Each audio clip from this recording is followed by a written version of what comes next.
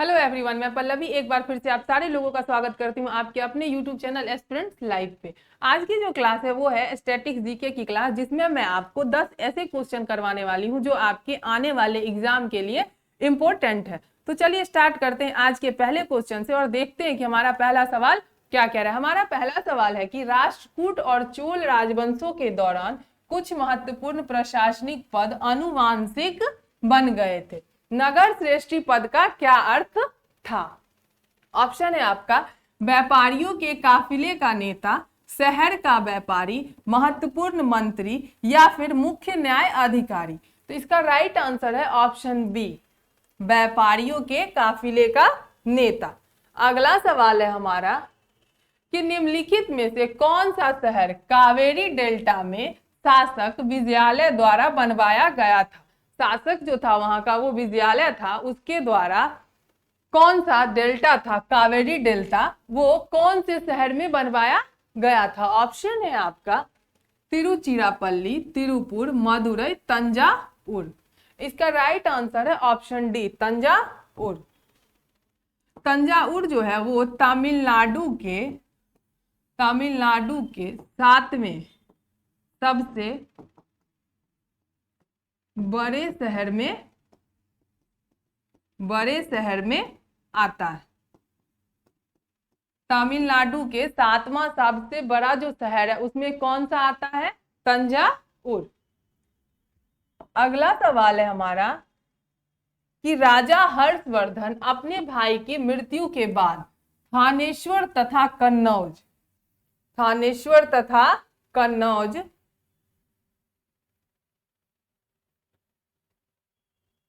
के सिंहासन पर बैठा था। राजा हर्षवर्धन जो था वो अपने किस भाई के मृत्यु के बाद थानेश्वर तथा कन्नौज के सिंहासन पर बैठा था? ऑप्शन है आपका इंद्रवर्धन, सूर्यवर्धन, राज्यवर्धन या फिर चंद्रवर्धन। तो इसका राइट आंसर है ऑप्शन सी, राज्यवर्धन। कब बैठा था? 606 में। 606 में राजा हर्षवर्धन जो था वो अपने भाई राज्यवर्धन की मृत्यु के बाद सिंहासन जो है थानेश्वर तथा कन्नौज के सिंहासन को संभाला था। अगला सवाल है हमारा कि ब्रिटिश संसद के निम्नलिखित में से किस अधिनियम में कहा गया था कि ब्रिटिश कैबिनेट के एक सदस्य को भारत के लिए राज्य सचिव नियुक्त किया जाएगा?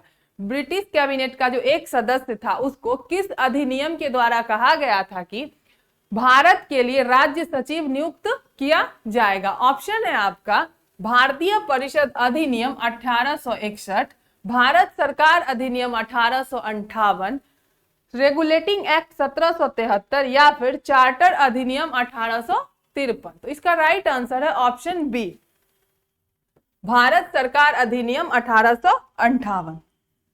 अगला सवाल है कि आर्म्स एक्ट जिसमें भारतीयों को हथियार रखने की अनुमति नहीं थी वो किस वर्ष पारित किया गया था?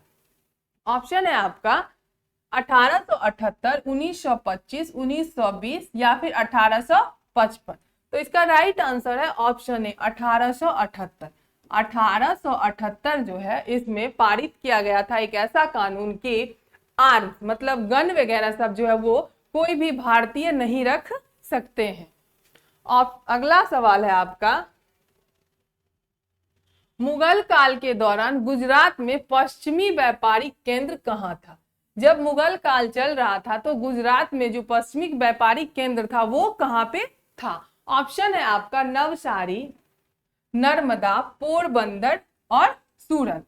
तो इसका राइट आंसर है सूरत। जहांगीर उस टाइम वहां का शासक करता थे, जहांगीर शासन कर रहे थे। उन्होंने विलियम हॉकिंस को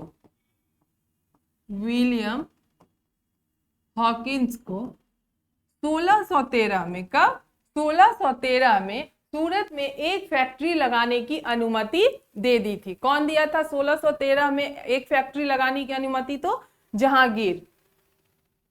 अगला सवाल है कि सल्तनत पर सरकी वंश का शासक था। सरकी वंश का जो शासन था वो कहाँ पे था? आगरा में था, दिल्ली, जौनपुर या फिर भरतपुर? तो ऑप्शन सी जो है इसका राइट आंसर है। सरकी वंश का शासन जौनपुर में था। अगला सवाल है कि लोदी वंश का अंतिम सुल्तान कौन था?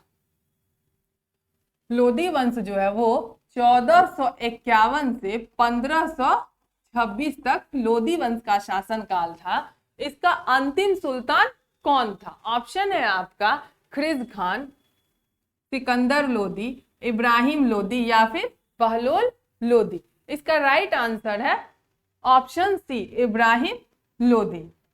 अगला सवाल है आपका, सिकंदर लोदी ने निम्नलिखित में से किस वर्ष आगरा की स्थापना की थी? सिकंदर लोदी जो भी है वो एक लोदी वंश के ही शासक थे। उन्होंने आगरा शहर की स्थापना की थी, तो वो किस वर्ष आगरा शहर की स्थापना की थी? ऑप्शन है आपका 1506, 1504, 1499 या फिर 1508। तो सिकंदर लोदी ने 1504 में आगरा शहर की स्थापना की थी।